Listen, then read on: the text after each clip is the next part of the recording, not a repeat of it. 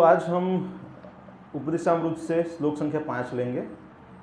कृष्णेति यस्य गिरितं मनसान्द्रियेत दीक्षास्ति चेत प्रणतिभिश्च भजन्तमीशम् शुश्रूषया भजन विज्ञमनन्यान्या निन्दादिशून्यहृदयम् ईप्सितसंगलब्ध्या। तो अनुवाद और तात्पर्य लेते हैं। अनुवाद: मनुष्य को चाहिए कि जो भक्त भगवान कृष्ण के नाम का जप करता है उसका मन से आदर करना करे। उसे चाहिए कि वह उस भक्त को सादर नमस्कार करें जिसने आध्यात्मिक दीक्षा ग्रहण कर ली है और जो अर्चा विग्रह के पूजन में लगा हुआ है। एवं उसे चाहिए कि वह शुद्ध भक्त की संगति करे और श्रद्धापूर्वक उनकी सेवा करे जो अनन्य भक्ति में आगे बढ़ा हुआ है और जिसका हृदय दूसरों की आलोचना यानी कि निंदा करने की प्रवृत्ति से सर्वथा विमुख है। तो प्रभुपाद तात्पर्य में बता रहे हैं कि 3 प्रकार के भक्त हैं, जैसे कि कनिष्ठ अधिकारी, मध्यम अधिकारी तथा उत्तम अधिकारी। तो उनके साथ उनके हिसाब से व्यवहार करना चाहिए, उनके हिसाब से उनको आदान प्रदान करना चाहिए, रिस्पेक्ट देना चाहिए। जो कनिष्ठ अधिकारी है वो नौसिखिया भक्त है, जो अभी अभी भक्ति में जुड़ा हुआ है, जिसे हरि नाम की दीक्षा गुरु से मिली है और भगवान का जप करने का प्रयास कर रहा है वो। So they are like a fighters. वो 2 माला करते हैं, बंद हो जाती है, फिर 4 माला करते हैं, फिर 8 करते हैं, फिर बंद हो जाता है, फिर बढ़ता है। ऐसे वो अभी फाइटिंग स्पिरिट में है, अभी वो अभी स्टेडी नहीं हुए, नौसिखिया है, अभी नए हैं अभी। तो लेकिन क्या बताते हैं यहाँ पे, ऐसे व्यक्ति को मन ही मन कनिष्ठ वैष्णव के रूप में सम्मान देना चाहिए। बताते हैं कि जैसे कृष्णेति यस्य गिरितं मनसान्द्रियेत, मन से उनका आदर करना चाहिए। मध्यम अधिकारी वह है जो गुरु से आध्यात्मिक दीक्षा प्राप्त किए रहता है और गुरु उसे भगवान की दिव्य प्रेमा भक्ति में पूरी तरह व्यस्त रखते हैं। तो जैसे वो फुल टाइम लगे हुए हैं सेवा में, उनका मुख्य कार्य क्या है? भगवान की सेवा है और गुरु के आदेश के हिसाब से पूरा जीवन उन्होंने गुरु की सेवा में लगाया हुआ है, तो वह है मध्यम अधिकारी। तो ज़्यादातर हम लोग सभी कनिष्ठ ही हैं, तो हमें मध्यम बनने के लिए प्रयास करना चाहिए। वहाँ पे क्या बताया, जो मध्यम अधिकारी है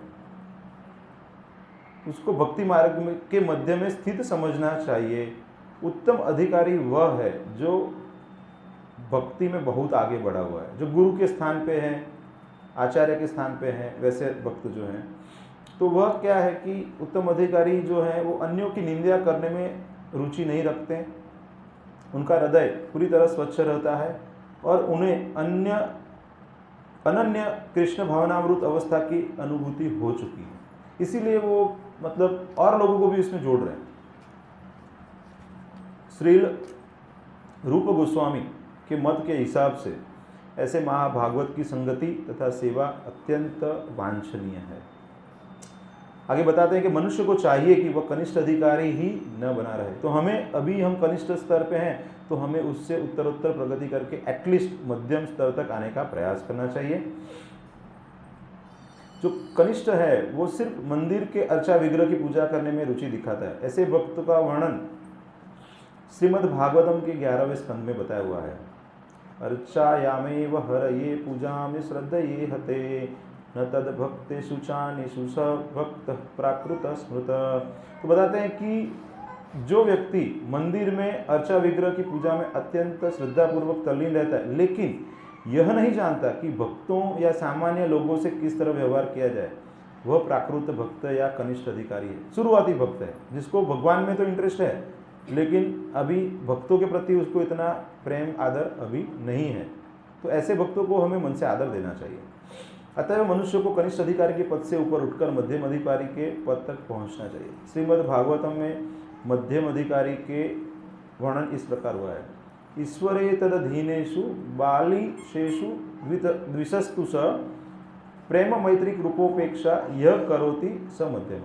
तो यहाँ पे उनके लक्षण बताए हुए हैं कि मध्यम अधिकारी भक्त वह है जो पूर्ण पुरुषोत्तम भगवान को प्रेम के सर्वोच्च पात्र मानकर पूछता है, ईश्वरे तद अधीनेषु, ऐसे भगवत भक्तों को मित्र बनाता है, अज्ञानी के प्रति दया दिखाता है, और जो प्रकृति से ईर्ष्यालु हैं उनसे दूर रहता है। तो जैसा जिसका स्तर है वैसे उसको वो आदान प्रदान करता है। तो भक्ति के सही सही अनुशीलन की यही विधि है। अतएव इस श्लोक में श्री रूप गोस्वामी ने हमें उपदेश दिया है कि विभिन्न भक्तों के प्रति किस प्रकार व्यवहार किया जाए। हम अपने व्यवहारिक अनुभव से देख सकते हैं कि वैष्णव कई प्रकार के होते हैं। प्राकृत सहज या सामान्यतया हरे कृष्ण महामंत्र का जप करते हैं, फिर भी वे स्त्री, धन तथा नशे के प्रति आसक्त रहते हैं। भले ही ऐसे लोग भगवान के पवित्र नाम का जप करते हों, लेकिन फिर भी वे ठीक से शुद्ध नहीं हो पाते। ऐसे लोगों का मन से आदर करना चाहिए, किंतु उनकी संगति से बचना चाहिए। जो अबोध हैं किंतु सहज ही बुरी संगति में पड़ गए हैं, उन पर तभी दया दिखानी चाहिए जब वे शुद्ध भक्तों से उचित उपदेश ग्रहण करना चाहते हैं। तो आपसे इंक्वायर कर रहे, पूछ रहे हैं, तो आप उनको बता सकते हैं। किंतु जो नवदीक्षित भक्त प्रामाणिक गुरु से वास्तविक में दीक्षित हो चुके हैं और अपने गुरु के आदेशों का गंभीरता से पालन करने में लगे हैं, उनको आदरपूर्वक नमस्कार करना चाहिए। तो प्रभुपाद जी उसको थोड़ा डिटेल में समझा रहे हैं कि भाई नवशिख्या कौन सा है, सहजिया कौन है, फिर दीक्षित नवदीक्षित भक्त है जो गुरु की सेवा में लगा हुआ है, तो उसको फिर हमें आदरपूर्वक नमस्कार करना चाहिए। तो इसलिए जब भी कोई वैष्णव मिलते तो हम क्या बोलते हैं, वांछा कल्पतरुभ्यश्च कृपा सिंधुभ्यैव च पतितानां पावनेभ्यो वैष्णवेभ्यो नमो नमः। तो हम साक्षात प्रणाम करते हैं उनको, और अगर कोई वरिष्ठ भक्त आते हैं तो उनको हम दंडवत प्रणाम भी करते हैं। ठीक है, कहाँ पे भी हम दर्शन करते हैं उनके तो उनको दंडवत प्रणाम भी करते हैं। इस कृष्ण भावनामृत आंदोलन में जाति, नस्ल या रंग का भेदभाव किए बिना प्रत्येक मनुष्य को अवसर दिया जाता है। इस आंदोलन में हर व्यक्ति को सम्मिलित होने या हमारे साथ बैठने, प्रसाद लेने तथा कृष्ण के दिव्य विषय में सुनने के लिए आमंत्रित किया जाता है। जैसे आप सबको आमंत्रण मिलता है, तो वैसे ही प्रभुपाद जी ने सिस्टम बनाया है। तो ऑल ओवर वर्ल्ड ऐसे अलग अलग जगह पे, अभी आप देखेंगे, अब जैसे हम यहाँ पे सत्संग कर रहे हैं तो वर्ल्ड में बहुत जगह पे ऐसे सत्संग चल रहे हैं कृष्ण का। तो ये सभी प्रभुपाद जी की कृपा से हो रहा है। जब हम देखते हैं कि कोई व्यक्ति सचमुच कृष्ण भावनामृत में रुचि रखता है और दीक्षित होना चाहता है, तो उसे हम भगवान के पवित्र नाम का कीर्तन करने के लिए शिष्य रूप में ग्रहण करते हैं। तो मैं प्रभुपाद का मूवी देख रहा था, जो उनका अभय चरण करके सीरियल बना हुआ है। उसमें प्रभुपाद जी जब अलग अलग कंट्रीज में जाते हैं तो प्रभुपाद जी बताते हैं कि कल मैं इन लोगों को मैं दीक्षा देना चाहता हूँ जो अभी इतने समय से जुड़े हुए। तो कोई एक नए भक्त आए थे, थोड़े दिन से आए थे, वो सामने से बोलते हैं कि मैं भी दीक्षा ले सकता हूँ। तो प्रभुपाद जी ने बोला हाँ आप भी ले सकते हैं, आपको ये नियम पालन करना है। तो मतलब प्रभुपाद जी ने उसको बहुत सरल कर दिया है। जो भी सिंसियर है तो वो ये विधि में जुड़ सकता है। तो यहाँ पे आप भी जो भक्त हैं अभी 16 माला नहीं कर रहे हैं, वो 16 माला के स्तर पे आइए। और जब आप 16 माला के स्तर पे आ जाते हैं, नियम पालन करते हैं, तो उसके बाद आप गुरु आश्रय ले सकते हैं। और उसके बाद IDC इस्कॉन का जो डिसाइपल कोर्स है वो करके उसके बाद आप दीक्षा के नाम के अंदर आपका सूची में आपका नाम डाल सकते हैं। तो ये जो प्रोसेस है उसको हम फॉलो कर सकते हैं। तो प्रभुपाद जी के समय में बहुत सरल था, प्रभुपाद जी अकेले थे तो प्रभुपाद जी डायरेक्ट कांटेक्ट में थे, तो सिंसियरिटी देख के वो तुरंत दीक्षा दे देते थे। लेकिन अभी क्या है कि इतना बड़ा सिस्टम है तो उसको फॉलो करने के लिए हमने स्टेप्स रखे हुए हैं। तो जो सिंसियर है, जो लॉन्ग टर्म कमिटमेंट वाला है, उसको ही हम दीक्षा देते हैं। फिर वो गृहस्थ हो या ब्रह्मचारी हो, प्रभु जी हो या माता जी हो, तो थोड़ा सा हम उसको चेक करते हैं, उसको थोड़ा समय देते हैं। सो ऐसे बताते हैं कि यदि कोई नया भक्त वास्तव में दीक्षित होता है और अपने गुरु के आदेश से भक्ति में सेवा में लगा होता है, तो उसे तुरंत ही प्रामाणिक वैष्णव के रूप में स्वीकार करके नमस्कार करना चाहिए। प्रभुपाद जी थोड़ा डिटेल में समझा रहे हैं यहाँ पे कि उसको फिर सिंसियरली लग गया है ना, तो उसको मध्यम अधिकारी का मान देना चाहिए। प्रभुपाद जी ऐसे बता रहे हैं, उसको क्या करना चाहिए, प्रामाणिक वैष्णव के रूप में स्वीकार करके नमस्कार करना चाहिए। ऐसे अनेक वैष्णवों में से कोई एक होगा जो भगवान की सेवा में गंभीरता से संलग्न रहकर समस्त विधि विधानों का पालन करता है, जप माला का नियत संख्या में जप करता है, 16 माला जो जप प्रभुपाद जी ने बताया हुआ है, तथा सदैव कृष्ण भावनामृत आंदोलन का विस्तार करने के विषय में विचार करता रहता है। तो काफ़ी भक्त ऐसे हैं कि जो प्रचार के लिए वो प्रयासरत रहते हैं, अलग अलग जगह पे विजिट करते हैं, लोगों को मिलते हैं और कहाँ पे हम लोगों को भगवान का पवित्र नाम प्रदान कर सकते हैं उसके लिए प्रयास करते हैं। ऐसे वैष्णव को उत्तम अधिकारी के रूप में स्वीकार करना चाहिए और उनकी संगति करनी चाहिए। जब हम ऐसे लोगों की संगति करते हैं तो हमारी भी उच्च प्रगति हो जाती है, क्योंकि हम जहाँ पे हैं वहाँ से हमें वो ऊपर लेके जाते हैं। जिस प्रक्रिया से भक्त कृष्ण के प्रति अनुरक्त होता है उसका वर्णन चैतन्य चरितामृत अंत्य लीला में बताया हुआ है। दीक्षा काले भक्त करे आत्मसमर्पण, से ही काले कृष्ण तारे करे आत्मसमर्पण। तो यहाँ पे बताया कि दीक्षा के समय जब भक्त भगवान के प्रति पूर्ण भाव से आत्मसमर्पण करता है तभी कृष्ण उसे अपने ही समान समझकर स्वीकार कर लेते हैं। तो दीक्षा का मतलब क्या है? शुरुआत, इनिशिएशन। इंग्लिश में जो बोलते हैं तो क्या बोलते हैं? इनिशिएशन, मतलब शुरुआत। तो कई बार हम क्या समझते हैं कि दीक्षा हो गई मतलब हो गया सब, अपना अपना बेड़ा पार। तो दीक्षा का मतलब शुरुआत हो गई। अभी जैसे बच्चे को क्या स्कूल में डालते हैं, एडमिशन करवाते हैं, वैसा हो गया। अभी आपका ऑफिशियल एडमिशन हो गया है। अभी तक आप भौतिक कार्यकलापों में व्यस्त थे, अभी आपको एक मौका मिला है आध्यात्मिक चीज़ों के अंदर इन्वॉल्व होने के लिए। तो अभी उसका बेनिफिट कितना लेते हैं? अभी स्कूल में एंट्री लेके फिर आप खेलते कूदते रहेंगे, पढ़ाई नहीं करेंगे, तो वो एडमिशन का कोई फ़ायदा है क्या? फिर पास हो जाएंगे आप? नहीं होंगे। तो वैसे ही दीक्षा मिलने के बाद फिर आपके गुरु के आदेशों को समझना है। इसलिए बताते हैं ना, तद विधि प्रणिपाते न परिप्रश्ने न सेवया उपदेक्षन्ति ते ज्ञानम ज्ञानी तत्वदर्शी। तो गुरु के पास जाते हैं, सेवा करेंगे, आदर देंगे, उनको प्रणाम करेंगे, प्रश्न पूछेंगे, तब जाके वो हमें एग्जैक्टली हमारे लिए क्या सही है वो बता पाएंगे। क्योंकि अलग अलग शिष्यों को गुरु उनके लेवल के हिसाब से अलग अलग शिक्षाएं प्रदान करते हैं। तो हमारा जो स्तर रहेगा उसके हिसाब से गुरु हमें गाइड करेंगे, क्योंकि सभी को एक समान उपदेश तो नहीं दे सकते ना। जैसे अर्जुन क्षत्रिय थे तो उनको बोला कि आप मामुनुस्वर युद्ध च, आप मुझे याद करके युद्ध करो, तो वो सभी को सेम वो नहीं बताएंगे। अभी प्रभुपाद का अभी एक कोट मस्त अच्छा सा पढ़ा मैंने आज कि भाई भगवान ने क्या किया, अर्जुन को ऐसा बोला कि सन्यासी बन जाओ। अर्जुन को क्या बोला? आप क्षत्रिय हो, मुझे याद करो और मैं कहता हूं इसलिए युद्ध करो। तो जो भी जहां पे स्थित है वहां पे स्थित रह के अपना कार्य करते करते भगवान की सेवा में संलग्न होना चाहिए। तो लॉन्ग टर्म में क्या होगा कि आप बैलेंस बना के और अच्छे से भक्ति कर पाएंगे। आप गृहस्थ हैं और फिर एकदम से मतलब संसार छोड़ देंगे तो वो भी गलत है।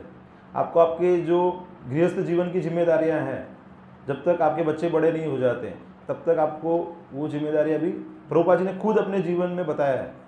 उनका 50-55 का एज हो गया, जब बच्चे बड़े हो गए, उनकी जिम्मेदारी हो गई, तब उन्होंने वानप्रस्थ लिया और फिर उन्होंने संन्यास लिया और उसके बाद उन्होंने प्रचार ज़्यादा लोगों के बीच में जाके किया।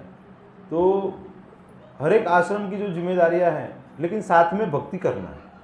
आप कहीं पे भी स्थित हैं वहाँ पे आपको भक्ति करनी है। ऐसा नहीं है कि मैं बाद में करूँगा, रिटायरमेंट के बाद में करूँगा, तो वो गलत है। करूँगा तो मैं पूरा करूँगा, नहीं तो नहीं करूँगा, वो मेंटालिटी गलत है। आपको पैरेलल साथ में करते रहना है। तो धीरे धीरे एक स्थिति ऐसे आएगी कि आपकी बाकी की जिम्मेदारियाँ कम हो जाएगी, फिर आप पूर्णकालीन कृष्ण भक्ति कर पाएंगे।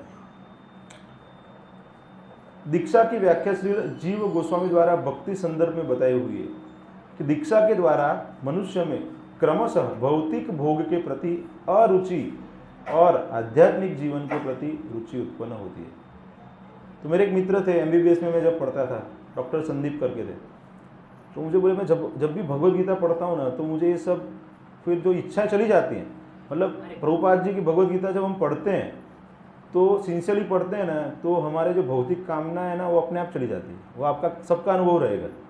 तो जितना हम प्रभुपाद की पुस्तक पढ़ते हैं तो फिर हमारी जो भोग वृत्ति है वो चली जाती है। तब हमें समझ में आता है कि भोक्तारम जगतपसाम सर्वलोक महेश्वरम सुहृदम सर्वभूतानाम ज्ञात्वा शांति मुक्त। तभी हम शांति प्राप्त कर सकते हैं, क्योंकि जब हमें पता चलता है कि भोक्ता कौन है, भगवान कृष्ण है, और वही हमारे सुहृद मित्र हैं। बाकी जो भी है वो हमारे संबंध है, उसको हमें निभाना है उसके हिसाब से। आगे बताया कि हमने इसके अनेक व्यवहारिक उदाहरण विशेषतया यूरोप तथा अमेरिका में देखे। प्रभुपाद जी बताते हैं कि ऐसे अनेक छात्र हैं जो धनी तथा सम्मानित परिवारों से हमारे पास आते हैं। उनमें बहुत जल्दी ही भौतिक भोग के प्रति रुचि का अभाव हो जाता है। जैसे प्रभुपाद के संपर्क में आए, प्रभुपाद की पुस्तकें पढ़े, तो मटेरियल लाइफ से वो कट ऑफ हो गए और आध्यात्मिक जीवन में प्रवेश करने के लिए वे अत्यंत उत्सुक हो जाते हैं। यद्यपि वे अत्यंत धनी परिवारों से आते हैं तो भी उनमें से अनेक ऐसी जीवन दशाओं का स्वीकार, ऑस्टियर लाइफ, तपस्या वाला जीवन लिया है, तो बहुत सुखदायी नहीं होता है वहाँ पे। निसंदेह वे कृष्ण के लिए कोई भी जीवन दशा स्वीकार करने के लिए तैयार रहते हैं। जैसे अभी बासुघोष प्रभु अमेरिका में थे, तो भौतिक रूप से तो काफ़ी अच्छी जगह थी, वहाँ से वो इंडिया में आ गए। ये 40 साल पहले बड़ौदा में आके उन्होंने पूरा संघर्ष करके मंदिर का इतना निर्माण किया। अभी इतने सालों से वो रथ यात्रा का आयोजन कर रहे हैं और बहुत अच्छे से आयोजन कर रहे हैं। तो गुरु और कृष्ण की प्रसन्नता के लिए उन्होंने ऐसी स्थिति का स्वीकार किया है। जब कोई भौतिक भोग के प्रति इस प्रकार उदासीन हो जाता है तब वह गुरु द्वारा दीक्षा पाने के लिए योग्य बन जाता है। तो ऐसे बोलते हैं, दूध में दही में दोनों में पैर नहीं रख सकते हो आप। मतलब आप भौतिक भोग भी करना चाहते हो और आध्यात्मिक प्रगति भी करना चाहते हो तो वो नहीं हो पाएगा। और ऐसा है कि ये अंडरवर्ल्ड जैसा है, भक्ति कैसा है, अंडरवर्ल्ड जैसा है। एक बार आप आ गए तो इसमें से आपका रस मिलेगा ना, तो आप फिर भौतिक चीज़ों में टेम्पररी चले भी जाओगे ना, तो वापस भक्ति में खींचे जाओगे, क्योंकि आपको बाद में पता चल जाएगा ये सब गलत है। टेम्पररी किसी के प्रभाव में आके आप चले भी जाओगे ना भौतिक जीवन में वापस, तो भी थोड़े महीने के बाद, थोड़े दिनों के बाद आपको ऐसे ही लगेगा कि ये सब गलत है, वापस भक्ति में आ जाओ। क्योंकि वो जो सुख भक्ति में प्राप्त होता है वह सुख भौतिक जीवन में आपको प्राप्त नहीं होता है। आगे बताते हैं कि निसंदेह वे कृष्ण के लिए कोई भी जीवन दशा स्वीकार कर सकते यदि वे मंदिर में रह सकें तथा वैष्णव की संगति कर सकें। जब कोई भौतिक भोग के प्रति इस प्रकार उदासीन हो जाता है तब वह गुरु द्वारा दीक्षा पाने के लिए योग्य बन जाता है। आध्यात्मिक जीवन में प्रगति करने के लिए श्रीमद् भागवत की संस्तुति है, तपसा ब्रह्मचर्येण समेन च दमेन च। जब कोई व्यक्ति दीक्षा ग्रहण करने के लिए गंभीर होता है तो उसे तपस्या, ब्रह्मचर्य एवं मन तथा शरीर पर संयम रखने के लिए तैयार रहना चाहिए।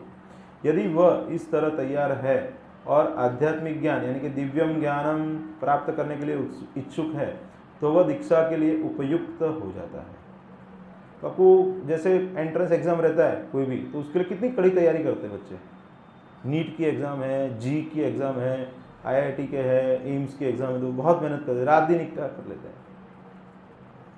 मैं जब 12th में पढ़ाई करता था तो मतलब मैं 15 आवर्स पढ़ता था। तो मतलब भौतिक चीज़ों के लिए हम कितनी मेहनत करते हैं। इतनी मेहनत अगर हम आध्यात्मिक जीवन के लिए करेंगे तो कृष्ण बोलेंगे बेटा रहने दे, मैं अभी आ जाता हूँ, ले जाता हूँ तुझे। तो थोड़ी बहुत तो करनी चाहिए ना। अगर एटलीस्ट हम जब कर रहे हैं, कुछ पुस्तक पढ़ाई कर रहे हैं, तो उसको रेगुलरली करना चाहिए। कितने लोग मानते करना चाहिए? कितने लोग ऐसे हैं कि भगवान का दर्शन करना है? और कितने लोग ऐसे हैं कि जो सोचते हैं कि भगवान हमको देखना है? हाँ, वो अच्छा है ना। So we should not be eager to see Krishna, we should serve him in such a way that he should be eager to see us. Okay, तो हमें भगवान की ऐसी सेवा में लगना चाहिए।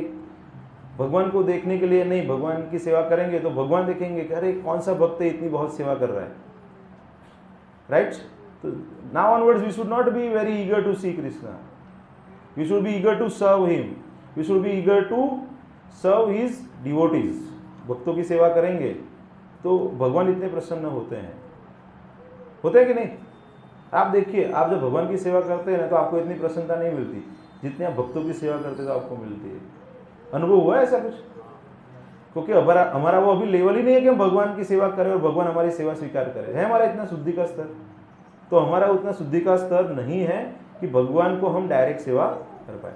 इसलिए बोला जाता है कि अगर आपको भगवान को कोई भी चीज़ अर्पण करनी है ना तो क्या करो, आप गुरु को अर्पण कर दो। क्या बोला जाता है? आपको भगवान को कुछ भोग अर्पण करना है ना तो आप गुरु का प्रणाम मंत्र बोल दोगे ना तो वो भगवान को अर्पण हो जाएगा। क्यों?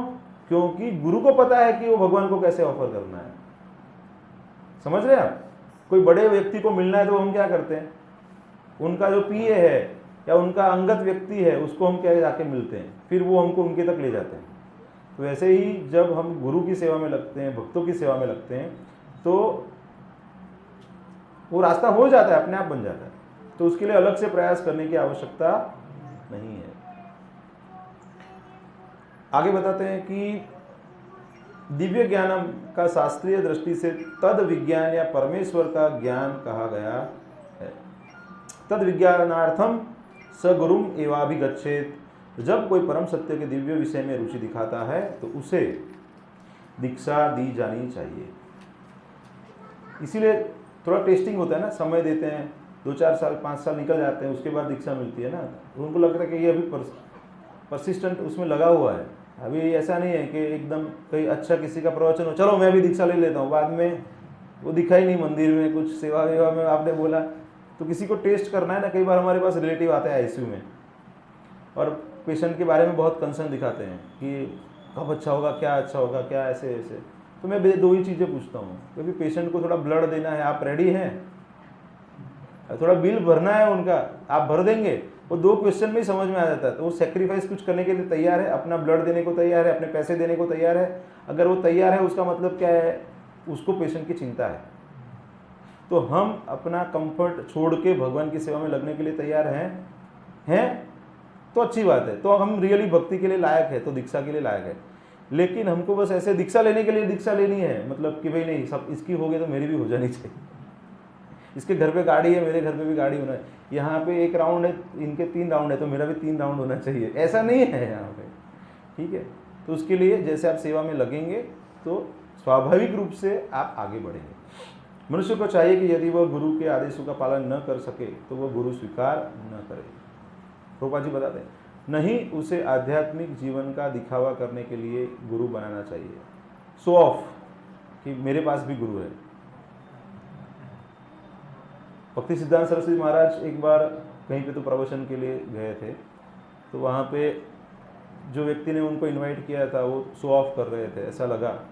तो भक्ति सिद्धांत सरस्वती महाराज ने बोल दिया उनको कि मैं आपकी प्रसन्नता के लिए इधर नहीं आया हूँ, मैं कृष्ण की प्रसन्नता के लिए कार्य करता हूँ। इन शॉर्ट कहने का मतलब क्या है कि गुरु को हमारी सेवा में नहीं लगाना चाहिए। हमारा कोई भी लाभ हो रहा है, प्रतिष्ठा लाभ, उसके लिए गुरु का प्रयोग नहीं करना चाहिए। हमें अपने आप को गुरु की सेवा में लगाना चाहिए। प्रामाणिक गुरु से सीखने के लिए जिज्ञासु अर्थात अत्यंत उत्सुक रहना चाहिए। वह जो प्रश्न पूछे उसे दिव्य ज्ञान से संबंधित होना चाहिए। गुरु जी कौन सा बिजनेस करूं तो अच्छा रहेगा, उसके लिए गुरु नहीं चाहिए। मैं ऐसा क्या करूंगा तो मैं भक्ति में आगे बढ़ पाऊंगा, ये सब चीज़ों के लिए गुरु के पास जाना चाहिए। अब बिजनेस के लिए तो आप बिजनेस जो कर रहे हैं उनसे गाइडेंस ले सकते हैं कि तो गुरु को थोड़ी पता रहेगा कि कौन सा बिजनेस करना है। वो तो सब छोड़ के आए हुए हैं, वो कृष्ण वाले बिजनेस में है, वो भगवान की सेवा में लगे हुए हैं, तो उनको ये सब चीज़ें नहीं पूछना चाहिए। कोई मेरे बेटे को बीमारी है, आप उसको अच्छा कर दो, तो वो तो डॉक्टर के पास जाना चाहिए बीमारी के लिए।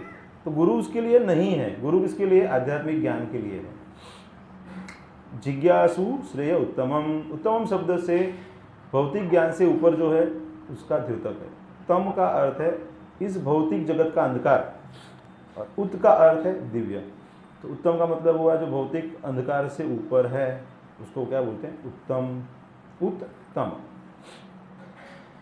आगे बताते हैं कि सामान्यतया लोग संसारी विषयों के प्रति जिज्ञासा प्रकट करने में अधिक रुचि लेते हैं, किंतु जब किसी की यह रुचि जाती रहती है और वह केवल दिव्य विषयों में रुचि लेने लगता है तो वह दीक्षा दिए जाने के लिए पूर्णतया योग्य है। जब कोई प्रामाणिक गुरु द्वारा सचमुच दीक्षित होता है और भगवान की सेवा में गंभीरता से लग जाता है तो उसे मध्यम अधिकारी स्वीकार कर लेना चाहिए। डिटेल एक्सप्लेन किया हुआ है कि मध्यम अधिकारी कौन है। तो इससे हमें क्या पता चलता है कि हमें उस दिशा में प्रयास करना चाहिए कि जहाँ पे हम मध्यम अधिकारी के स्तर पे स्थित हो पाएं। कृष्ण के पवित्र नामों का कीर्तन इतना उत्कृष्ट है कि यदि कोई 10 अपराधों से सावधानी से बचते हुए कृष्ण महामंत्र का, हरे कृष्ण महामंत्र का जप करता है तो वह क्रमशः ज्ञान के उस बिंदु तक उन्नत हो जाता है जहाँ वह समझ सकता है कि भगवान के पवित्र तथा स्वयं भगवान में पवित्र नाम तथा स्वयं भगवान में कोई अंतर नहीं है। इसे बताते ना, हरि नाम हरि नाम एव केवलम कलो नास्ति एव नास्ति गतिरन्यथा। तो कलयुग में ऐसे बताया कि कोई और उपाय नहीं है, नहीं है, नहीं है, एक ही उपाय है। क्या है? हरि नाम हरि नाम। तो 3 बार कब बताते हैं? जब बहुत ही इंपॉर्टेंट है। जैसे समझिए कि अभी कल कोई गेस्ट आ रहा है घर पे, तो अभी खीर बनानी है, तो क्या होगा? माता जी क्या बोलेंगे दूध वाले को? एक बार पहले तो बता देंगे कि कल 2 लीटर दूध एक्स्ट्रा लाना है। फिर वो नीचे जाता है, तब भी बोलता है अरे याद से 2 लीटर ज़्यादा लाना है। और फिर वो गली से बाहर निकलता है, अरे भैया याद रखना। तो 3 टाइम्स का मतलब क्या है कि there is no other way, आपको लाना है। तो यहाँ पे भी ऐसे ही बताते हैं, हरि नाम एव केवलम कलो नास्ति एव नास्ति गतिरन्यथा। तो और कोई उपाय नहीं है। इसलिए यहाँ पे बताया कि भगवान के पवित्र नाम तथा भगवान स्वयं है वो एक ही है, उसमें कोई अंतर नहीं है। जो व्यक्ति इस ज्ञान को प्राप्त कर ले उसका नव दीक्षित भक्तों के द्वारा अत्यधिक सम्मान होना चाहिए। तो हमें वैसे व्यक्ति को ज़्यादा सम्मान देना है। तो जो हमारे से वरिष्ठ हैं, भक्ति में आगे बढ़े हुए, उम्र में कम हो लेकिन अगर भक्ति में वो आगे बढ़े हुए तो उनका सम्मान हमें करना चाहिए। उनका नव दीक्षित भक्तों के द्वारा अत्यंत सम्मान होना चाहिए। उसे यह भली भांति जान लेना चाहिए कि निरपराध भाव से भगवान नाम का कीर्तन किए बिना वह कृष्ण भावना मृत में प्रगति के लिए सुयोग्य पात्र नहीं बन सकता। श्री चैतन्य चरितामृत में कहा गया है, यहार कोमल श्रद्धा से कनिष्ठ जन क्रमे क्रमे ते हो भक्त होइबे उत्तम। तो जिसकी कोमल श्रद्धा है, तो वो क्या है? जिसको कहीं पे भी आप डाइवर्ट कर सकते हो, तो क्या कनिष्ठ है। क्रमे क्रमे ते हो भक्त होइबे, जैसे आगे बढ़ेगा तो फिर उत्तम हो जाएगा। तो अंतिम लक्ष्य तो उत्तम तक जाना है, लेकिन एटलीस्ट मध्यम पे पहले आ जाना चाहिए। डायरेक्ट तो जंप नहीं कर पाएंगे ना, कनिष्ठ से पहले मध्यम की तरफ हमें जाना है। तो यहाँ पे पता कि जिसकी श्रद्धा कोमल तथा अदृढ़ हो वह नौसिखिया कहलाता है। कनिष्ठ मतलब न्यू डिवोटी। लेकिन इस विधि का क्रमशः पालन करते हुए वह प्रथम श्रेणी के भक्त के पद तक ऊपर उठ जाएगा। हरे कृष्णा हरे कृष्णा। प्रत्येक व्यक्ति अपने भक्ति जीवन का शुभारंभ नवदीक्षित अवस्था से करता है, किंतु यदि वह हरिनाम जप की निर्धारित संख्या को ढंग से पूरा करता है तो वह क्रमशः उत्तम अधिकारी के उच्चतम पद को प्राप्त करता है। तो ऐसा कोई एक दिन नहीं होता है कि आप एक दिन ऐसा होगा नींद में से जागे और आप उत्तम हो गए। It's a process. वो अभी जैसे भक्ति में जाएंगे तो आपको अनुभव होगा कि धीरे धीरे आपका अनर्थ निवृत्ति हो रहा है। जो पहले आपके अंदर जो बहुत अनर्थ थे, जैसे आप सत्संग में हैं तो आपको सबका अनुभव रहेगा ना कि पहले आपको ये चीज़ चाहिए। पहले तो आपको भक्ति में यहाँ पे आने के लिए खींच के लाना पड़ता था, अभी आप स्वयं आ जाते हैं ना। डिफरेंस समझ में आता है आपको? पहले आपको बोलना पड़ता था आप माला करो, आप कुछ सेवा करो। अभी क्या हो रहा है, आप स्वयं कुछ सेवाएं में लग रहे हैं। तो जैसे जैसे अनर्थ कम होते हैं वैसे वैसे स्वाभाविक रूप से उसका टेस्ट आता है। अभी जिसको पीलिया हो गया है तो उसको शुगर लेगा तो उसको क्या मीठा लगेगा? नहीं, कड़वा लगेगा। लेकिन जिसका पीलिया दूर हो जाएगा तो फिर क्या स्वीट स्वीट लगेगा। ठीक है। कृष्ण भावनामृत आंदोलन नित्य 16 माला जप करने की संस्कृति करता है। प्रभुपाद जी ने कंसेशन दे दिया है। उनके गुरु महाराज क्या 64 राउंड्स बताए थे। कितना राउंड्स बताए थे? 64 मतलब कितने घंटे होते हैं? 8 घंटे हो जाते हैं। तो अच्छा है, वो 64 ही रहना चाहिए था। तो हम लोग फास्ट ट्रैक में चले जाते हैं। लेकिन प्रभुपाद ने भक्ति आंदोलन कहाँ से चालू किया? वेस्टर्न वर्ल्ड में चालू किया ना। तो वहाँ के लिए प्रभुपाद जी ने थोड़ा सा कंसेशन दे दिया। क्या किया? 2 घंटे माला करो, 4 नियम पालन करो, तो थोड़ा सा कंसेशन दे दिया। तो इंडियन लोगों को भी वैसा ही फायदा मिल गया, हमें भी। तो हम बोले अरे 2 घंटा माला करना, मतलब इतना समय कहाँ से निकाल सकते हैं? होता है ना, कितने लोग बाकी सब चीज़ों के लिए समय निकाल पाते हैं? सबको मिलता है ना बाकी सब चीज़ों के लिए? कितने लोगों को समय मिलता है ना? तो अगर आप 2 माला कर रहे हैं तो एटलीस्ट 4 माला कीजिए, 4 कर रहे हैं तो 8 कीजिए। जितना जितना आप भगवान का पवित्र नाम का जप करेंगे उतना उतना आपको अंदर से अच्छा लगेगा। That is my personal experience. जैसे मैं हॉस्टल में था 2002 में, ऐसे प्रोग्राम हुआ और मैं शुरुआत में 2 माला 4 माला करता था। तो फिर मैंने ऑब्जर्व किया कि धीरे धीरे मतलब गलत संगति बंद हो गई, फिर अच्छे भक्तों का संग ऑटोमेटिक करने की इच्छा होने लगी, फिर बाहर का मतलब जो खाना है उसमें टेस्ट कम होने लगा। पहले मैं ऐसे पाव भाजी भी खाता था तो 3 बार एक्स्ट्रा ओनियन लेके खाता था मैं पहले। फिर जैसे भक्तों के साथ प्रसाद ग्रहण किया ना, तो फिर वो टेस्ट ही चला गया, नेचुरली चला जाता है। ऐसा नहीं कि आपको छोड़ना है, जो तामसिक चीज़ें हैं ना वो अपने आप छूट जाती है। तो आप सात्विक चीज़ों का संग करेंगे, भक्तों का संग करेंगे, तो ऑटोमेटिक जो गलत चीज़ें लाइफ में लगी हुई है वो अपने आप निकल जाती है। तो किसी को ऐसे कभी बोलना नहीं कि ये छोड़ दो, इस सभी को ऐसे बोलना है इसको पकड़ लो। पकड़ना ईजी है कि छोड़ना ईजी है? पकड़ना ईजी है ना। किसी से बोले कि आप द्वेष न करें, गुस्सा ना करें, वो डिफिकल्ट है। आप बोलेंगे प्यार करो, आदर करो, सत्कार करो, ईजी है ना, करना ईजी है। नहीं ये मत करो वो करना बहुत डिफिकल्ट है, कि ये छोड़ना डिफिकल्ट है। आप किसी से प्यार करेंगे तो ईर्ष्या द्वेष तो नहीं करेंगे ना। तो इसलिए ऐसे कभी भी बच्चों को भी ऑर्डर नहीं देना है कि ये मत करो, ऐसा नहीं बोलना है, ये करो ऐसे बोलना है। अगर कुछ कर रहे हैं, कोई प्रवृत्ति में आपको पसंद नहीं है, तो आप उनको भी दूसरा ऑल्टरनेटिव एक्टिविटी दे दीजिए, ये करो, तो शायद मोर चांसेस है कि वो कर लेंगे, ये छोड़ देंगे। वो करने के लिए छोड़ना पड़ेगा ना उनको। So you engage in a better activity. ठीक है, आगे बताया गया कि अतएव न्यूनतम संख्या में जप करने का निर्धारण किया गया है, किंतु श्रील भक्ति सिद्धांत सरस्वती ठाकुर कहा करते थे कि जब तक कोई कम से कम 64 माला यानी कि 1 लाख नाम जप न कर ले तब तक उसे पतित माना जाना। तो अभी सब हम पतित ही हैं according to the standards made by Bhaktisiddhanta Saraswati महाराज के द्वारा जो स्टैंडर्ड है, उनकी गणना के अनुसार हम सब पतित जैसे हैं। किंतु चूंकि हम परमेश्वर की सेवा पूरी गंभीरता तथा छल कपट के बिना करने के लिए प्रयत्नशील रहते हैं, अतएव हमें परम पतित पावन श्री चैतन्य महाप्रभु की कृपा की आशा है। आशा है, देयर इज होप।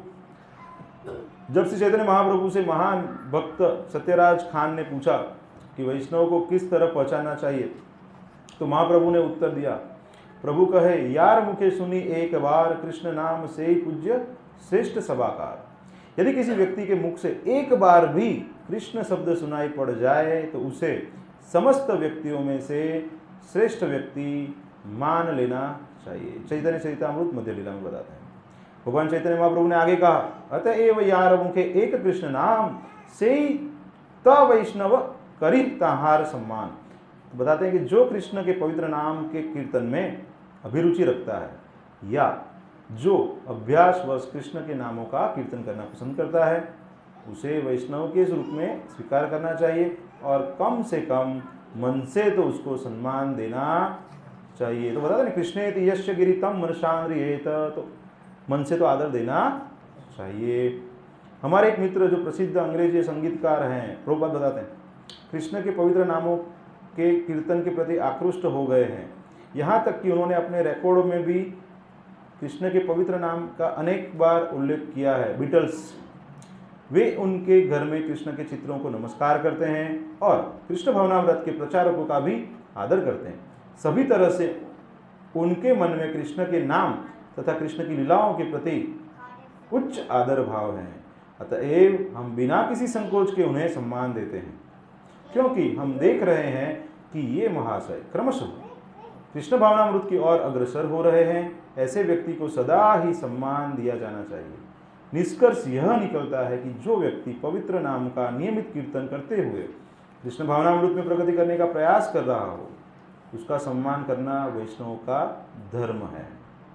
दूसरी ओर हमने देखा है कि हमारे कुछ समकालिक जिनसे महान उपदेशक होने की आशा की जाती है, वे क्रमशः देहात्म बुद्धि की ओर गिर चुके हैं, क्योंकि वे भगवान के पवित्र नामों का कीर्तन करने में असफल रहे। तो उनके समय के और जो गुरु भाई और समकालीन जो लोग थे, जो भक्ति में तो आए थे लेकिन भगवान के पवित्र नाम का जप नहीं कर रहे थे, तो धीरे धीरे वो भक्ति से बाहर आ गए। तो ऐसे बोला जाता है कि आपके जीवन में कोई भी स्थिति आ जाए, भगवान का नाम का जप बंद नहीं होना चाहिए। एक समय पे पढ़ाई आप नहीं कर पा रहे हो, कोई ऐसी स्थिति आ गई, लेकिन जब तो कैसे भी करके भी करना ही है आपको, तो उससे क्या होगा, कंटिन्यूटी चालू रहेगा। वो बैटरी है मोबाइल को, अगर चलो हम 2 दिन चार्ज नहीं करेंगे तो डेड हो जाएगा कि नहीं, समझ रहे हैं आप।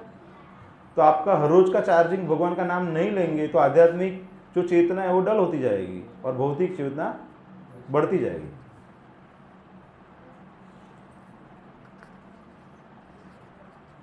आगे बताते हैं कि सनातन गोस्वामी को उपदेश देते समय भगवान श्री चैतन्य महाप्रभु ने भक्त की 3 कोटियां बताई। शास्त्र युक्ति नाही जाने दृढ़ श्रद्धावान, मध्यम अधिकारी से ही महाभाग्यवान। तो बताते हैं कि जिस व्यक्ति का शास्त्र संबंधी ज्ञान पुष्टि नहीं है किंतु जिसने हरे कृष्ण महामंत्र के कीर्तन में दृढ़ श्रद्धा उत्पन्न कर ली है तथा जो अपनी नियत भक्तिमय सेवा के संपादन में दृढ़ है, उसे मध्यम अधिकारी समझना चाहिए। ऐसा व्यक्ति अत्यंत भाग्यशाली होता है। मध्यम अधिकारी दृढ़तापूर्वक श्रद्धा रखने वाला व्यक्ति होता है और वास्तव में वही भक्ति की भावी प्रगति का पात्र होता है। अतएव चैतन्य चरितामृत में कहा गया है, श्रद्धावान जन है भक्ति अधिकारी, उत्तम मध्यम कनिष्ठ श्रद्धा अनुसारी। बताते हैं कि मनुष्य श्रद्धा के विकास के अनुसार ही भक्ति के प्रारंभिक पद, मध्यम पद तथा उच्चतम पद पर भक्त बनने के लिए योग्य बनता है। सो यहाँ पे बार बार एक एक चीज प्रभुपाद बता रहे हैं, उसका मतलब क्या है कि ये बहुत जरूरी है। तो कभी तो नहीं बोलते अभी किंडरगार्टन को छोड़ो, अभी स्कूल में आ जाओ लोग, अभी 16 माला तक नहीं आया, उसका मतलब क्या है, अभी हम किंडरगार्टन में खेल रहे हैं, राइट और रॉन्ग।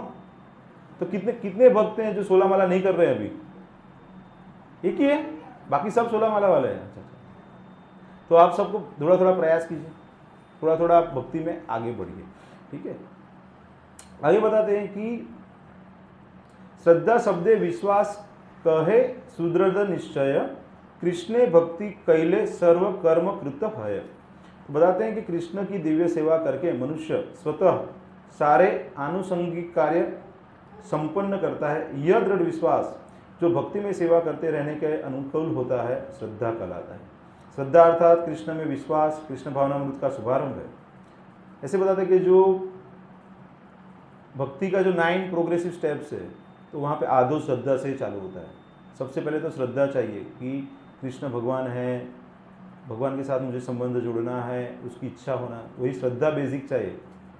बिना श्रद्धा के तो कुछ, हम स्कूल में भी बच्चे को भेजते हैं तो वो विश्वास रखते हैं ना कि स्कूल वाले पढ़ाएंगे उसको, वही श्रद्धा के साथ। हम ड्राइविंग स्कूल के लिए जाते हैं तो हमको भरोसा रहता है ना, हम ट्रेन में बैठते हैं, फ्लाइट में बैठते हैं, तो हमको विश्वास रहता है कि जो व्यक्ति वो चालक है वो क्वालिफाइड है। तो हमें श्रद्धा होनी चाहिए। फिर आदो श्रद्धा, तद क्या होता है, साधु संग, तो फिर साधु की प्राप्ति होती है, तद भजन क्रिया होती है, फिर अनर्थ निवृत्ति होती है। तो ये जो 4 बेसिक स्टेप है ना, वो हमारे लिए बहुत इंपॉर्टेंट है। फिर प्रेम और वो क्या बोलते हैं, ये सब चीज़ें हमारे दूर की चीज़ें हैं, ठीक है। भाव और प्रेम और ये सब चीज़ें हैं, आसक्ति, वो सब चीज़ें अभी हमारे स्तर पे नहीं है। तो एटलीस्ट हम जो शुरुआत के 4 स्टेप है, आदो श्रद्धा, तद भजन क्रिया, तद साधु संग, तद भजन क्रिया, तद अनर्थ निवृत्ति। तो जब अनर्थ निवृत्ति का स्टेज है ना, लंबा चलता है, क्योंकि हम काफ़ी जन्मों के अनर्थ इकट्ठा करके, बहुत स्टॉक है हमारे पास। किसके पास स्टॉक नहीं है, हाथ ऊपर करो, सबके पास स्टॉक है ना थोड़ा बहुत, किसी के पास ज़्यादा है, मेरे जैसे रहेंगे ज़्यादा रहेगा, और कुछ लोग सरल रहेंगे तो कम रहेगा। जितना जितना जन्म का इकट्ठा किया है तो उसको क्या करना पड़ेगा, चेतो दर्पण मार्जनम भव महादावाग्नि निर्वापणम। तो काफ़ी जन्मों से जो आग लगी है उसको शांत करने के लिए क्या करना पड़ेगा, चेतना रूपी दर्पण को मार्जन करने के लिए करना पड़ेगा, भगवान का पवित्र नाम लेना पड़ेगा। लेकिन क्या बताते हैं, नाम नामकारी बहुधा निज सर्वशक्ति। आपके नाम में बहुत शक्ति है लेकिन मुझे कोई इंटरेस्ट नहीं हो रहा है।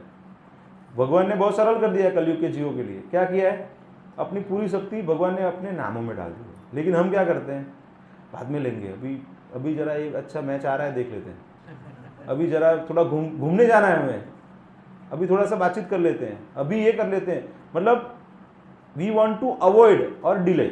ऐसा होता है कि नहीं, ज़्यादातर हम वही करते हैं ना, डिले कर रहे हैं, बाद में करेंगे, हो जाएगा ना, अभी तो टाइम है हमारे पास। अभी तो 25 उम्र हुई है, अभी 30 ही हुई है, अभी 85 हुआ है, अभी 80 थोड़ा हुआ है। 80 किसने देखा है, अभी 80 तक पहुंचते बहुत कम लोग पहुंचते। तो यंग एज में जो कर लिया ना वही अच्छा है आपके लिए। आगे बताते हैं कि जब मनुष्य हरे कृष्ण महामंत्र के कीर्तन में पूरी तरह संलग्न रहने लगता है तो उसे क्रमशः अपने आध्यात्मिक स्वरूप का बोध होता है, और तब जब तक मनुष्य श्रद्धापूर्वक हरे कृष्ण महामंत्र का कीर्तन नहीं करता तब तक कृष्ण अपने आप को प्रकट नहीं करते। प्रभुपाद जी बताते हैं कि 99% of spiritual progress depends on the chanting of the Hare Krishna mahamantra. 99% मतलब हो गया वही, बाकी सब चीजें कितना है 1% है, बाकी सब कितना है वो जरूरी है, बाकी 1% भी जरूरी है, लेकिन कहने का मतलब है कि वो 99% का क्वालिटी सुधारने के लिए बाकी का 1% करना है। बाकी का सेवा करेंगे, पुस्तक पढ़ेंगे तो उससे क्या होगा, वो 99% कर पाएंगे हम, नहीं तो बंद हो जाएगा।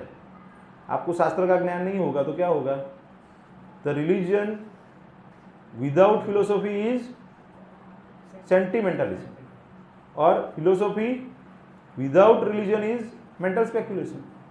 सो बोथ आर रिक्वायर्ड, दोनों चाहिए आपको, फिलोसॉफी भी चाहिए, रिलीजन भी चाहिए, और बैलेंस चाहिए। लाइफ में बताते हैं ना, प्रभुपाद जी श्लोक का तात्पर्य बताते हैं 6ठे अध्याय में कि युक्त आहार विहारस्य युक्त चेष्टस्य कर्मस्य युक्त स्वप्नावबोधस्य योगो भवति दुःखा। तो सभी चीज़ों में बैलेंस करना पड़ेगा। तो जब तक बैलेंस नहीं करेंगे तब तक हम सुखी नहीं हो सकते, भौतिक जीवन में भी नहीं हो सकते, आध्यात्मिक की बात दूर है। तो यहाँ पे बताते हैं सेवन मुखे ही जीवादो स्वयमेव स्फुरतद्य। भक्ति रसामृत सिंधु में बताते हैं कि हम किसी कृत्रिम साधन से पूर्ण पुरुषोत्तम भगवान की अनुभूति प्राप्त नहीं कर सकते हैं। हमें श्रद्धापूर्वक भगवान की सेवा में लग जाना होगा। ऐसी सेवा जीवा से प्रारंभ होती है। सेवन मुखे ही जीवा दो।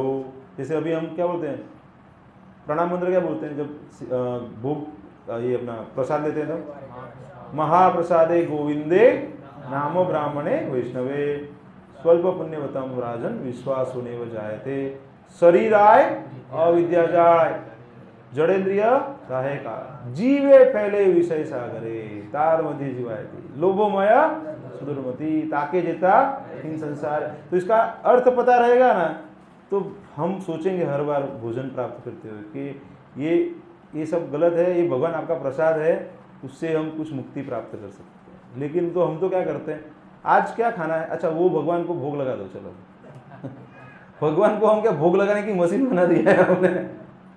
ऐसा नहीं करना है, भगवान को जो पसंद है वो भोग अर्पण करना है, और वही चीज़ हमें प्रसाद के रूप में ग्रहण करनी है। शुरुआत के स्तर पे ऐसा हो सकता है, लेकिन ऐसा ही कंटिन्यू नहीं करना है हमें। ज़्यादातर हमारा ऐसा ही होता है ना, हमको जो पसंद है वही भगवान को खिलाते हैं, भगवान को पसंद है वो हम नहीं खाते। अरे वो भगवान को पसंद है लेकिन कभी कर देंगे, अभी हमारी पसंद का बनाओ। ऐसा इसका अर्थ यह है कि हमें सदैव भगवान के पवित्र नामों का कीर्तन करना चाहिए और कृष्ण प्रसाद ग्रहण करना चाहिए। हमें न तो कोई अन्य कीर्तन करना चाहिए, न प्रसाद के सिवा किसी अन्य वस्तु का स्वीकार करना चाहिए। जब इस विधि का श्रद्धापूर्वक पालन किया जाता है तब भगवान स्वयं ही भक्त के समक्ष प्रकट होते हैं। क्या बताते हैं प्रभुपाद, भगवान स्वयं प्रकट हो जाते हैं, भगवान दर्शन देने के लिए उत्सुक हो जाते हैं। भगवान बोलते हैं कि मुझे वो भक्त को देखना है। अभी नरसिंह मेहता के बारे में स्टोरीज देखा रहेगा, तुकाराम महाराज की स्टोरीज देखा रहेगा, वो ऐसे भक्ति में लगे हुए थे ना, तो भगवान उनकी सेवा को आ जाते थे। मतलब उतने तन्मय रहते थे भगवान की सेवा में कि वो और कुछ क्रियाकलाप में हम ऐसा एक्सपेक्ट नहीं कर रहे, थोड़ा बहुत कर लो आप। जब कोई व्यक्ति अपने आप को कृष्ण के सनातन सेवक के रूप में जान लेता है, जीवेर स्वरूप है कृष्णेर नित्यदास, तो सनातन सेवक के रूप में जान लेता है, तब वह कृष्ण की सेवा के अतिरिक्त और किसी चीज में रुचि नहीं लेता। यह सदैव कृष्ण का चिंतन करता हुआ कृष्ण के पवित्र नाम के प्रसार हेतु साधनों की खोज करता हुआ सोचता है कैसे भगवान की भक्ति का प्रचार किया जाए। अलग अलग तरीके से लोगों तक कृष्ण भक्ति का प्रचार करने के लिए प्रयास करता है। ऐसे व्यक्ति को जो उत्तम अधिकारी मानना चाहिए और 6 विधियों के अनुसार ददाति प्रतिगृह्णाति इत्यादि तुरंत ही उसकी संगति स्वीकार करनी चाहिए। निसंदेह प्रगत उत्तम अधिकारी वैष्णव भक्त को गुरु रूप में स्वीकार करना चाहिए। जैसे जो बड़े बड़े सन्यासी हैं, प्रभुपाद हैं, वैसे जो आचार्य हैं तो उनको गुरु के रूप में हम स्वीकार करना चाहिए। जो कुछ पास में हो उन्हें समर्पित करना चाहिए, क्योंकि यह आदेश है कि मनुष्य के पास जो कुछ भी है वह गुरु को दे दिया जाए। जैसे बोला ना कि कुछ भी भगवान को ऑफर करना है तो हम गुरु को ऑफर करेंगे तो गुरु उसको आगे भगवान को ऑफर करेंगे। विशेषतया ब्रह्मचारी से आशा की जाती है कि वह अन्यों से भिक्षा मांगकर गुरु को प्रदान करे, किंतु स्वरूप सिद्ध हुए बिना किसी को महाभागवत अर्थात उन्नत भक्त के आचरण का अनुकरण नहीं करना चाहिए। जैसा जो गुरु कर रहे हैं वो अलग स्तर पे हैं तो वैसा हम नहीं कर सकते हैं। अब जैसे चैतन्य महाप्रभु थे तो झारखंड के जंगल में जा रहे थे तो वहाँ पे बाघ है, हिरन है, सबको कीर्तन करवा रहे थे, हम नहीं करवा सकते। अरे नहीं, वो चैतन्य महाप्रभु ने करवाया था ना, हम भी ट्राई करते हैं फिर पोस्टमार्टम हो जाएगा हमारा तो हम हमारे स्तर पे क्या मनुष्यों के पास जा सकते हैं, उनको कीर्तन करवा सकते हैं, उनको प्रचार कर सकते हैं। चैतन्य महाप्रभु स्वयं भगवान थे तो वो कर सकते हैं, हम नहीं कर सकते। ऐसे बताया कि उनका अनुकरण नहीं करना चाहिए, क्योंकि ऐसे अनुकरण से अंततः पतन हो जाता है। अभी कोई बड़े उन्नत भक्त हैं, एकांत में जाके भजन कर रहे हैं, वो 24 घंटा नाम ले रहे हैं, पर हम एकांत में जाएंगे तो हम नहीं कर पाएंगे। हमें भक्तों के संग में भक्ति करनी चाहिए। इस श्लोक में श्रील रूप गोस्वामी भक्त को कम से कम इतना बुद्धिमान बनने के लिए उपदेश देते हैं जिससे वह कनिष्ठ, मध्यम तथा उत्तम अधिकारी के अंतर कर सके। भक्त को अपनी स्थिति भी जाननी चाहिए और किसी उच्च पद पर स्थित भक्त का अनुकरण करने का प्रयास नहीं करना चाहिए। इस संबंध में श्री भक्ति विनोद ठाकुर ने कुछ व्यवहारिक संकेत दिए हैं। उत्तम अधिकारी वैष्णव को उसके इस सामर्थ्य के आधार पर पहचाना जा सकता है कि वह अनेक पतितात्माओं को वैष्णव मत में बदल देता है। जब तक कोई उत्तम अधिकारी का पद प्राप्त न कर ले तब तक उसे गुरु नहीं बनना चाहिए। एक नवदीक्षित वैष्णव या मध्यावस्था पद को प्राप्त वैष्णव भी शिष्य बना सकता है, लेकिन ऐसे शिष्यों को उसी स्तर का होना चाहिए और यह जान लेना चाहिए कि उसके अपर्याप्त मार्गदर्शन में ऐसे शिष्य जीवन के चरम लक्ष्य की ओर ठीक से प्रगति नहीं कर सकते। अतएव शिष्य को सतर्क रहना चाहिए कि गुरु के रूप में उत्तम अधिकारी को ही स्वीकार करें। तो यहाँ पे जब हमको पता चलेगा तो हम बता सकते हैं कि ये उत्तम अधिकारी है और वैसे ही गुरु का स्वीकार करना चाहिए। मध्यम या कनिष्ठ अधिकारी का गुरु के रूप में स्वीकार करना नहीं चाहिए। तो ये आज का श्लोक खत्म हुआ। किसी को कोई प्रश्न है तो पूछ सकते हैं। कोई प्रश्न है किसी को? क्लियर है ना? प्रभुपाद जी ने बहुत तात्पर्य में बहुत सरल रूप से बता दिया है। ठीक है, तो भी भगवान का एक बार नाम बोलेंगे, हरे कृष्णा कृष्णा कृष्णा हरे हरे, हरे राम राम राम हरे हरे। तो अभी लास्ट टाइम मैंने कुछ बोला था आपको 1 से 4 श्लोक करके आना है। कितने लोगों ने किया हुआ है? चलो कुछ लोग हैं, ठीक है। तो आपका भगवत धाम का टिकट फाइनल है। चलो जिन्होंने होमवर्क किया है उनका भगवत धाम का टिकट फाइनल है।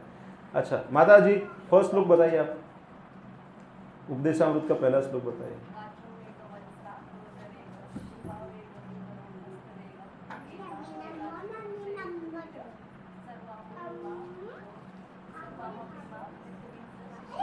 तो अब सब लोग साथ में बोलेंगे, वाचो वेगम मनसः क्रोध वेगम जीवा वेगम उदर उपस्थ वेगम एतान वेगान यो विषहेत धीरः सर्वामपि मां पृथ्वीं सशिष्यात्। तो उसका अनुवाद है कि वह धीर व्यक्ति जो वाणी के वेग को, मन की मांगों को, क्रोध की क्रियाओं को तथा जिभ, उदर एवं जननेंद्रियों के वेगों को सहन कर सकता है, वह सारे संसार में शिष्य बनाने के लिए योग्य है। दूसरा श्लोक कौन बताएगा? बोलिए माता जी आप।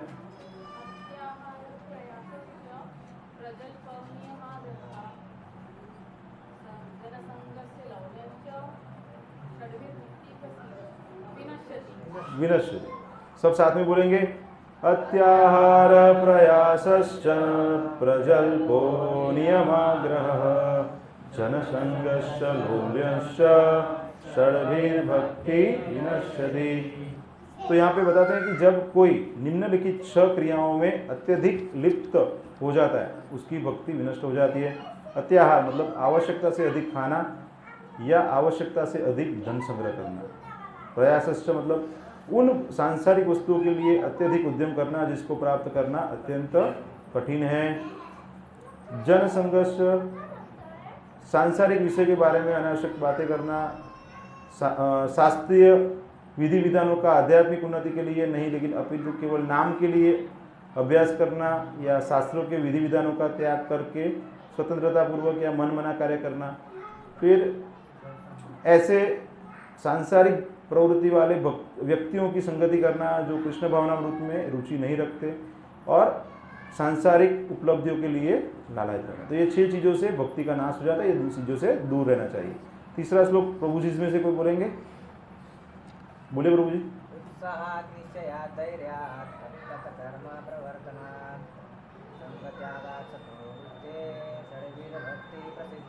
सब साथ में बोलेंगे। उत्साहात् निश्चयात् धैर्यात् तत्तत्कर्म प्रवर्तनात् संगत्यागात् सतो वृत्ते षड्भिर्भक्ति प्रसिद्ध्यति। तो यहाँ पे बताया कि शुद्ध भक्ति को संपन्न करने में 6 सिद्धांत अनुकूल हैं। जैसे पहला उत्साही बने रहना, दूसरा है निश्चय के साथ प्रयास करना, तीसरा धैर्यवान होना, चौथा नियामक सिद्धांतों के अनुसार कर्म करना, यथा कि श्रवणम कीर्तनम विष्णु स्मरणम पाद सेवनम, पांचवा अभक्तों की संगति छोड़ देना, तथा छठा पूर्ववर्ती आचार्यों के चरण चिन्हों पर चलना। ये 6 सिद्धांत निसंदेह शुद्ध भक्ति की पूर्ण सफलता के प्रति आश्वस्त करते हैं। चौथा श्लोक कौन बोलेंगे? प्रभु जी इसमें से कोई और बोलेंगे? चौथा श्लोक आपका हो गया प्रभु। अभी माता में से कोई बोलेंगे? बोले माता जी।